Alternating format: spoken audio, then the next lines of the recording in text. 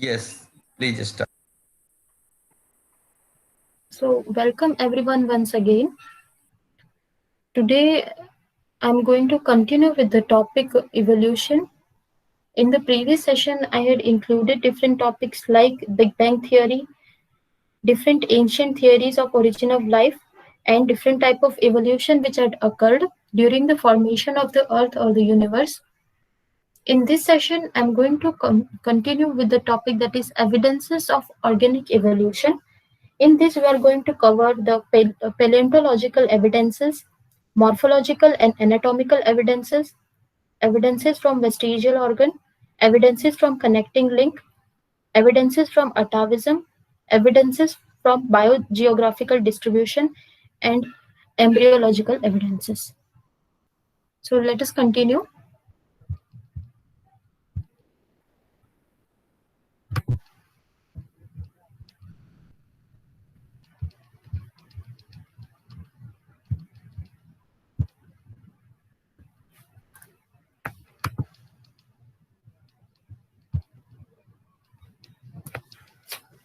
Very first comes the paleontological evidences.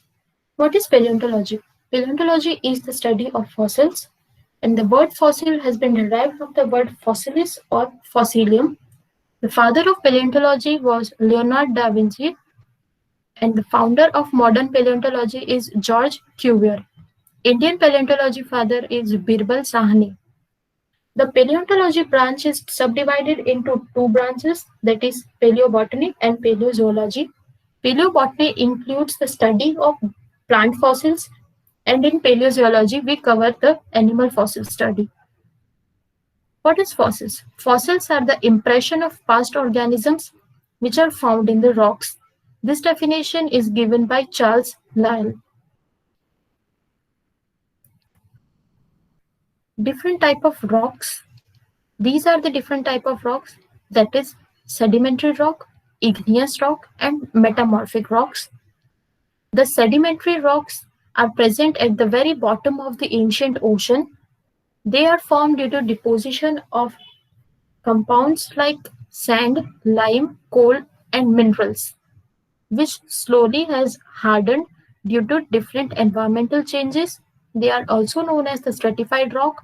Example of sedimentary rocks are limestone and sandstone, and maximum amount of fossils are formed in these sedimentary rocks. Next is the igneous rocks. They are formed by the volcanic deposits. Example is the granite rock, and they generally do not have any fossil. Next come the metamorphic rock. Metamorphic rock are formed by the metamorphosis of sedimentary and igneous rocks. Metamorphosis is the process of changing from one form to another form. Thus, by combining the sedimentary rock and the igneous rock, metamorphic rocks are formed. The metamorphosis may be caused by the pressure, heat, and different physiological movements. Marble and slate rocks are the example of metamorphic rocks. These are the rock types which I had discussed in the previous slide, that is igneous rocks. As we can see the color that it is burnt like, that is it is formed by the volcanic eruption. This is the sedimentary rock which contains the maximum amount of fossil, and this is the metamorphic rock which is formed by the combination and metamorphosis of these both. Here comes the type of fossils. There are different type of fossils, and here we are going to discuss about the 6 different types. The very first is the unaltered fossils. Means the fossil which is not altered or not changed. In this, the whole bodies of different extinct organisms are found frozen in the ice at the polar region. This is an example of the unaltered fossil. This is a woolly mammoth which was found 25,000 years ago, and this extinct fossil was found in the Siberian region, which is a polar region, and these type of fossils are formed when the organisms are freezed or frozen in the ice. Next is the petrified fossils. These petrified fossils are formed when the organic part of anything is replaced by the mineral deposit. This process is also known as petrification, that is replacement of organic part by minerals. These fossils consist of only the hard part like bones, teeth, shells, and one more example, that is foot of extinct organism. As here we can see that this is the log of the wood in which the organic part has been replaced by the different mineral deposits. This is the petrified fossil. Next is the mold fossil. Mold fossil do not contain any original organisms. It is just the impression of the external structure of the body. We can see in this that this is the mold fossil. It do not contain any organism, but it is just the impression. Another is the cast fossil. Cast fossil is formed by filling of the minerals in the mold. That is, when the minerals are filled in this mold, the cast fossil is formed. We can see in this that this is the empty one, but this is containing the mineral deposits. Next is print fossils. Print fossils are made by the footprints or wings, print of wings and skins or leaves, and they are formed in the soft mud, which subsequently become fossilized. You can see here a footprint. This is the type of print fossil. Next is the caryolites. Caryolites include the fossil preservation of content of intestine or excreta of many ancient animals, including particularly the reptiles or fishes. This is a caprolite. Another type of the fossil is the gastrolith. Gastrolith contains the fossil of different stones which are formed in the stomach. Now, why we are studying the fossil? By studying the fossil, we can get the different facts about the organic evolutions. Just like the fossil found in the older rock are of simple type due to the presence of simple organisms, while as the complexity keeps on increasing, the newer rock will contain different complex type of fossils. From that fossil study, we can also know the fact that the unicellular protozoans were formed in the beginning, from which the multicellular animals were evolved. Protozoans are the single-celled eukaryotes, which are either free-living or parasitic. Examples include the flagellates or the ciliates. Next is the angiosperms among the plants, and mammals among the animals are the highly developed modern organisms, and pedigree of an animal can be studied by the fossils. Pedigree actually denotes the recorded ancestry or lineage of any organism. So these are the following benefits which we can gain by studying the fossils. Now, how we will study the fossils? How we will know that whether a fossil is how much time old? This process of getting the age of any fossil is known as the dating of fossil or the clock of the rock. The rocks contain different radioactive compounds or radioactive elements. These radioactive elements will lose the radioactivity and they will get converted or changed into non-radioactive isotopes at a fixed rate. So, if the rate of this loss of radioactivity of any element is known, then the proportion between the radioactivity and the non-radioactivity can be compared. And from this radioactivity and non-radioactivity, we can obtain the age of any rock. And by obtaining the age of any rock, the age of fossil can be obtained. And this method of dating of fossil is known as the absolute dating. Absolute dating can be done in this following method, that is lid method, radiocarbon method, potassium argon method, and ESR, that is electron spin resonance method. Here comes the brief account of evolution. Approximately 2000 million years ago, the very first cellular form of life has appeared on the earth. 500 million years ago, invertebrates were formed. Invertebrates are those animals which are lacking the backbone, like arthropod, mollusk, annelid, or coelentrates. 350 million years ago, jawless fishes were formed. Jawless fishes means agnatha, and these fishes with stout and strong fins could move and go back to water where they were found at that time. 320 million years ago, seaweeds and plant existed. Seaweeds are the marine plants. In 1938, a fish was caught in South Africa, which was coelacanth. Coelacanth are the fishes which are large, plump fishes, and they are lobe fin. These were known as the lobe fin fishes, and they evolved into first amphibians who can live both on land as well as on the water. They were the ancestors of modern day frogs or salamander. Amphibians evolved into reptile like turtle, tortoise, or crocodile.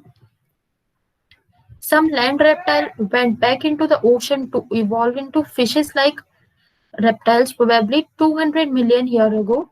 The example is Ichthyosaurus. Ichthyosaurus are the marine reptiles that resembles to the dolphin with they are having the long pointed head, four flippers, and having a vertical tail. The land reptiles like dinosaurs disappeared about 65 million years ago from the earth. The very first mammal were like shrews.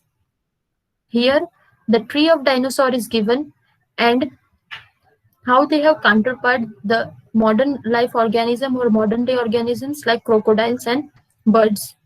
This is Stegosaurus, Brachiosaurus, Archaeopteryx, Crocodilian, and Pteranodon. That is, we can see that from the dinosaurs, the crocodile has developed, and from that they are changed into birds too.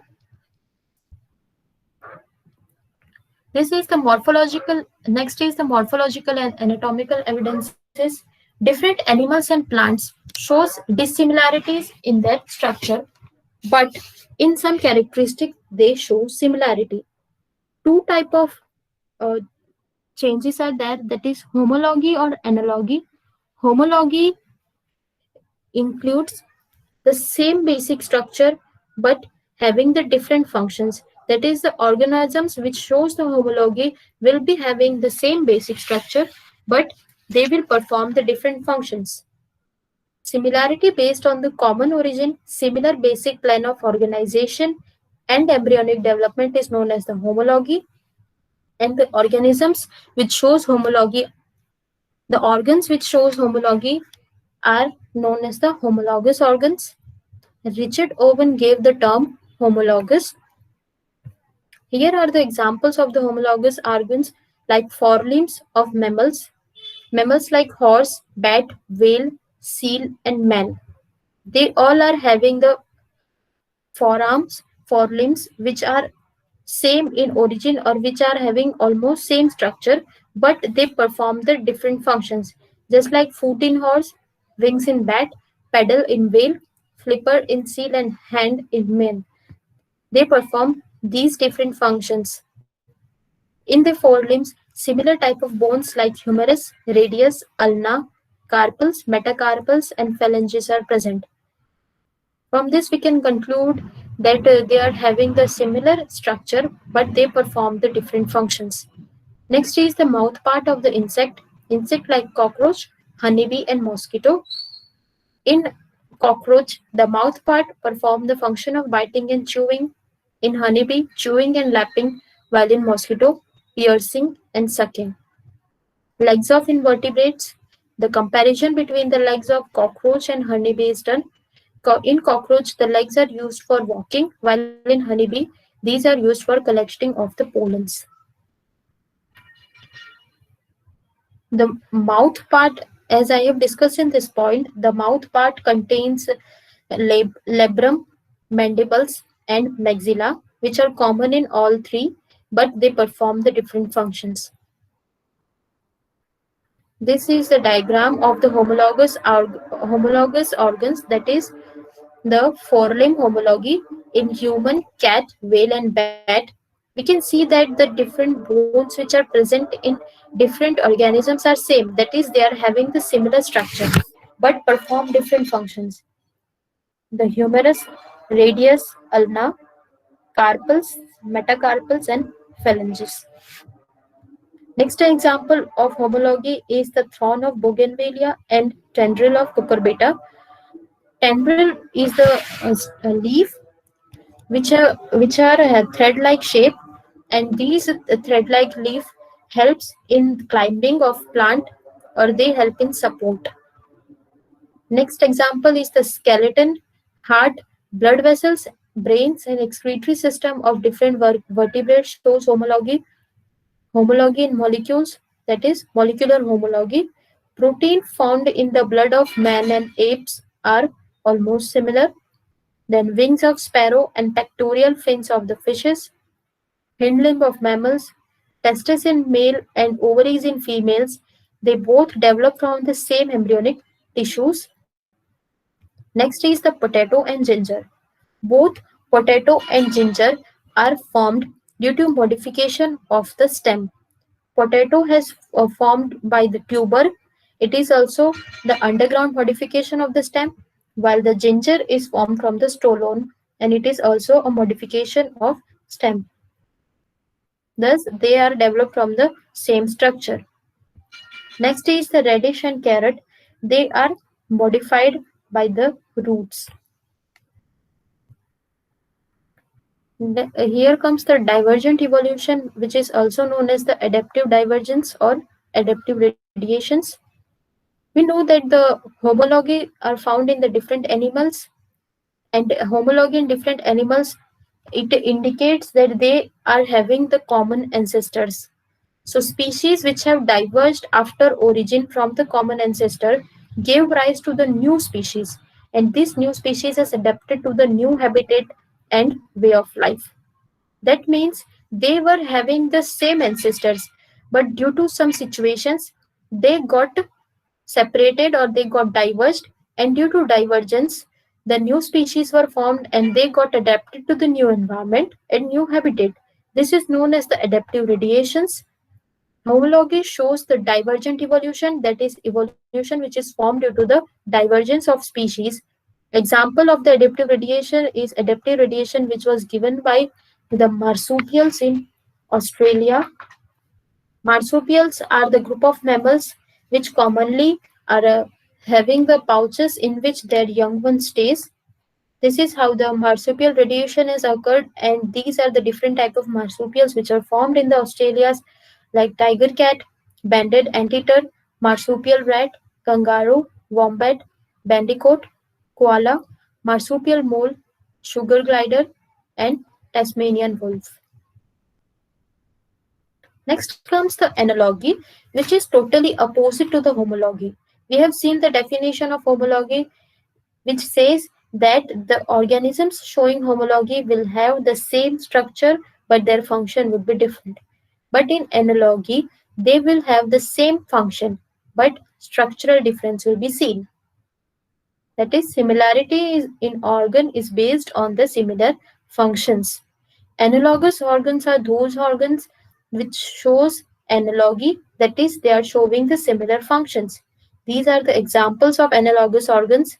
Wings of bats and birds are analogous to the wings of insect.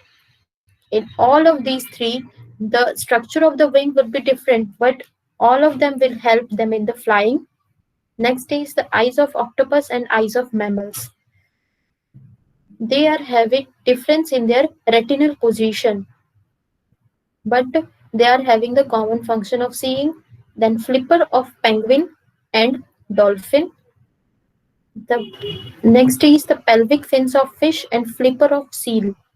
The pelvic fins in fish are located at the bottom side, and they help in balancing and preventing from getting rolled in the water. Thus, flipper and pelvic fins are having the same function. Next is the chloragogen cells of the parenchyma and the liver of the vertebrates. These chloragogen cells, they are also known as the gamma cells, and they store the glycogen and help in neutralization of different toxins, and they are present in the coelomic cavity of some annelids. Thus, they are performing the same function as the liver performs in the vertebrates. Next is the sting of the bee and scorpion, hands of man and trunk of elephant. Next is the potato and the sweet potato. They both are having the different structure, but their function is same, that is storage of food. This is how the analogy is shown between the wing of insect, wing of pterodactyl, wing of bird, and wing of bat. Means the structure would be different, but they all will perform the same function, that is for flying. Then in this, we can see the analogy in the shark, penguin, and dolphin by the flippers, wings, and fins. This is the fin of shark, the wing of penguin or flipper of penguin and flipper of dolphin. They all are having different structure, but they will perform the same function. When more than one adaptive radiation appear to have occurred in an isolated geographical area, it is known as the convergent evolution. As I have discussed in the previous slide, that adaptive radiation means when one species get diverged from the member of its own species and they grew in the new environment and get adapted in the new habitat, that is known as the adaptive radiations. And when more than one adaptive radiation occurs due to isolation in the geographical areas, that is they get isolated in different places, then this is known as the convergent evolution. It is also known as the adaptive convergence or parallel evolution. Development of similar adaptive functional structure in unrelated group of organisms are known as the convergent evolution. Example are the marsupials of the Australia resembles equivalent to the placental mammals which are living in the similar habitats of other continents. That is, in this, the comparison of the marsupials and the placental mammals has been done. They are living in the similar habitat but in the different continents, which means they are isolated by the geographical location. When adaptive convergence is found in the closely related species, then it is called as parallel evolution. This is the diagram of the convergent evolution. In this, the placental mammals were showing the analogy to the Australian marsupials.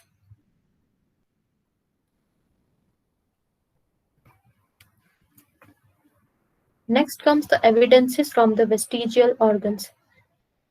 At first, we should know that what is the vestigial organ. Vestigial organ are those organs which are present in the reduced forms.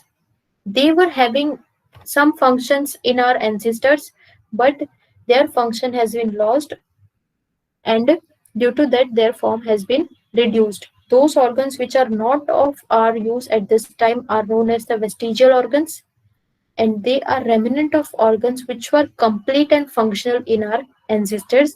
These are the different type of vestigial organs. Darwin's point of ear, wisdom tooth, appendix, body hair, ear muscles, tonsils, male nipples, and coccyx. Vestigial organs in the human body. Human body possesses about 180 vestigial organs. These are the different vestigial organs. First is the nictitating membrane. Nictitating membrane is a like the third eye which covers the eye, and they are present in different organisms, but a small part of nictitating membrane is present even in humans, but it is of no use. Next is the muscles of pinna, that is auricular muscles. Vermiform appendix. Vermiform appendix is a muscular structure which is attached to the large intestine in the human body, even it is not having any function. Next comes the coccyx, that is the triangular bone which is present at the very bottom region of the spine, that is below the sacrum region. This coccyx part is present. Canine teeth, then third molar, which is also known as the wisdom tooth. Next is the segmental muscles of the abdomen. The segmental muscles are present near the intestine, but as per I have studied now, these segmental muscles are not included in the vestigial organs as they are performing the function to protect our intestines or from any type of injury when required. Next is the cecum. This cecum is a pouch-like structure which connects the small intestine to the large intestine. Body hairs. and nipples in male. Next comes the vestigial organs which are present in the other animals like hind limb and pelvic girdle of the python, wings of the flightless birds such as ostrich, emu, kiwi, and dodo, eyes of the deep sea fishes, splint bones in the feet of horse, external ear in the whale, rudiment of the reptilian jaw apparatus, hind limb and pelvic girdle of the whale. Evidences from the connecting link. Some animals and plants, they are present in the two separate groups, but even though they are present in the two separate groups, they are having some connecting link between two groups, that is the primitive group and an advanced group, and this connecting link help in the bridging the two taxonomic groups. Just like the virus, they are the connecting link or bridge between the living and the non-living form, which means that they are present in non-living nature outside the host body, but when they enter the host, they get converted into the living form.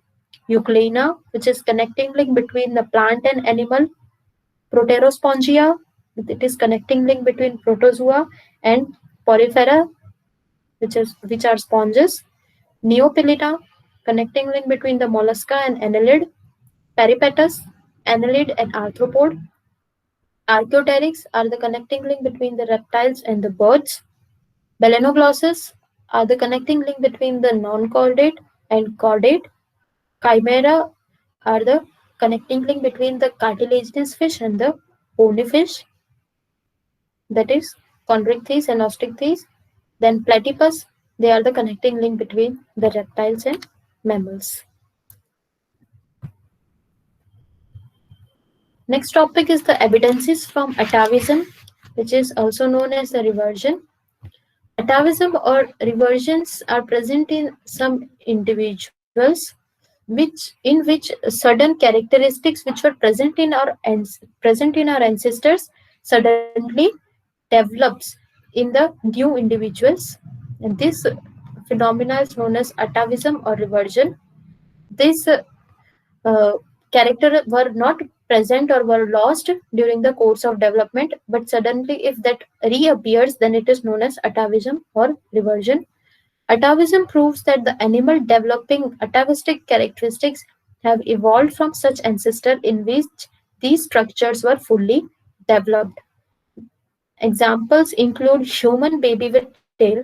We can see in this image that a baby is having tail. This is an example of atavism, that is our ancestors were having tail-like structure, but this characteristic has been disappeared as the time has proceeded or due to development, but reappearing of this has occurred. So this is an example of atavism. Next is the cervical fistula. In some human babies, an aperture is present on the neck behind the ear, and this is known as the cervical fistula, and it represents the pharyngeal gill slits, which are present in the aquatic vertebrates like means fishes. They are having the gill slits. Long and pointed canine teeth represents the carnivorous ancestry. Large and thick body hair reflect our relationship with apes, and extra nipples, more than two nipples present in the male or female. That is also an example of atavism. Evidences from physiology and biochemistry. Different organisms show similarity in the physiology and the biochemistry. The very first is the protoplasm. The structural and chemical composition of protoplasm is same from protozoa to mammals. Protozoa, as I have discussed in the previous class, that they are the unicellular eukaryotes. Enzymes, they perform the same functions in all the animals, like amoeba digest starch. Not amoeba. Amylase digest starch from porifera to mammals. Next is the blood. Chordates show almost same composition of blood. ATP, this energy-rich molecule is formed for the biological oxidation in all the animals. Next is the hormone, which is secreted in different vertebrates, but they are performing the same function. Evidences from biogeographical distribution. Biogeography means the biogeography is the study of geographical distributions of animals and plant species in different parts of the earth. So, on the basis of the flora and fauna, Alfred Russel Wallace has divided the whole world in six different biogeographic regions, and these are known as the realms. Fauna means the part which includes the animal species, and flora includes the plants. These are the different realms which were given by the Alfred Russel Wallace. Very first is the Nearctic, which include North America from Mexican highlands to Arctic island and Greenland. Palearctic includes Europe, North Asia up to Himalayas, and North Africa up to Sahara Desert. Neotropicals include Central and Southern America, Mexican lowland, and West Indies. Oriental region include Asia, south of Himalaya, India, Ceylon, Malay Peninsula, Sumatra, Borneo, Java Celebes, and Philippines. Ethiopian region include South Africa from Sahara Desert, Madagascar, and adjacent islands.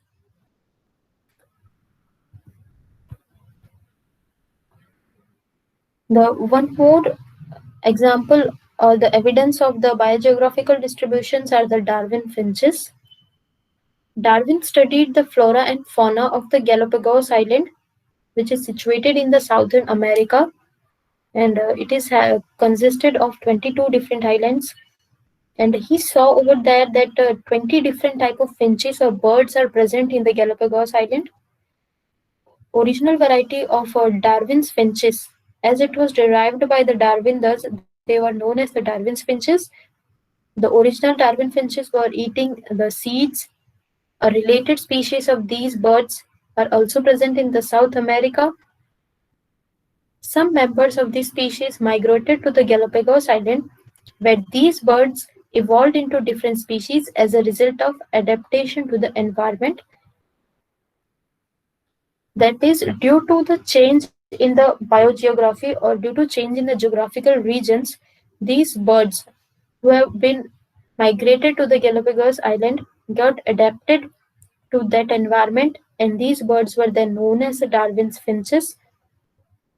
The process of evolution of different species in the given geographical area started from a point and radiating to other area of geography, and this is called as the adaptive radiation. In this definition I had already discussed in the previous slides.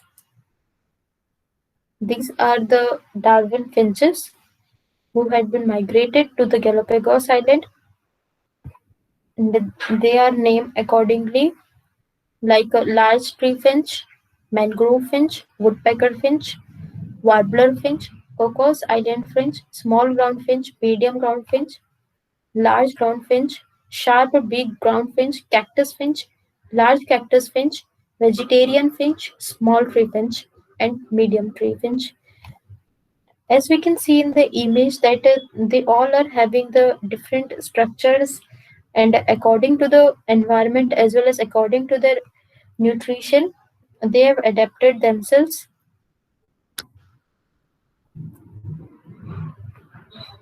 The last part of today's session is the evidences from embryology. Very first, we will discuss about the Bayer's law.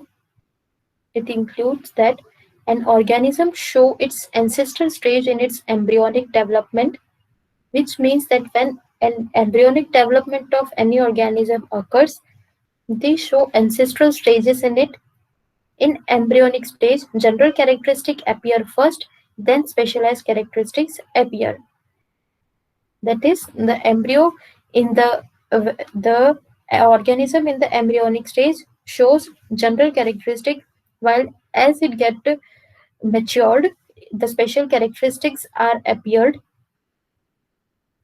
Muller was the first who proposed recapitulation theory. Recapitulation means repeat during development. According to this recapitulation theory, it was said that ontogeny recapitulate phylogeny, which means any organism shows its ancestral adult stages during its embryonic development. The meaning of this is that when the embryonic development of any organism occurs, it shows the ancestral stages, that is, the characteristics which were shown by their ancestor at their adult stages are shown in the embryonic development of the organism. But Ernst Haeckel has explained it in detail and gave the name biogenetic law. The Beers disapproved this law given by the Haeckel. He noted that the embryo never passed through the only adult stage of other organisms.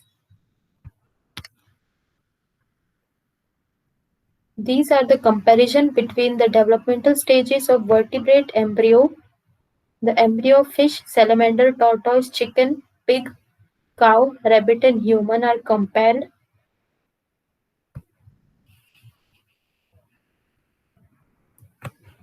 These are the examples of the evidences from embryology. The first is that the zygote from which the development of all the metazoan bodies start are single-celled and quite comparable with the bodies of simple protozoans. Metazoans are the multicellular eukaryote. This line is saying that the zygote which was developed from the metazoan bodies were almost similar to the protozoan zygote. This indicates that the metazoans had been originated from the protozoan ancestor, that is, unicellular eukaryote has been originated from the multicellular eukaryotes. Early stages of embryonic development like morula, blastula, and gastrula are basically similar in all metazoans, indicating a monophyletic origin of the later, that is, monophyletic origin of the metazoans. The morula, blastula, and the gastrula are the different developmental stages of the embryonic development. Morula is also known as the 16-cell stage, or blastomere is formed. In the blastula, 128 cell stage is formed, and in gastrula, the germ layer are formed. That is, the germ layer can be 2 or 3, and according to that, the organism are known as diploblastic or triploblastic. The phylogenetically earliest metazoans, like sponges and cnidarians, have retained early gastrula like double-layered structure of the body of metazoan. As I had discussed that the gastrula can have the two type of germ layer, that is double or triple, or they can be diploblastic or triploblastic. So in this line, it has been said that the early metazoans were like the sponges and cnidarians were showing the early gastrula stages that resembles to the late metazoans or the complex metazoans. So this is the example of embryology evidence. Next is the fishes. In fishes, the young individual developing from gastrula is almost like the adult. But the tadpole larvae of amphibian bear more resemblance to the young ones of the fishes than to their own adult. This slide want to say that in fishes, the development of the gastrula, the young individual which are developing from gastrula, they almost look like the adult. And the tadpole larva of the amphibians, they also resembles to the young ones of the fishes than to their own adult. Means in fishes, the young individuals, they resemble to their adult, but in tadpole larvae, that are the amphibians, they are young individuals, and the young individuals of fishes, they both resemble to each other. This is also an example of embryology.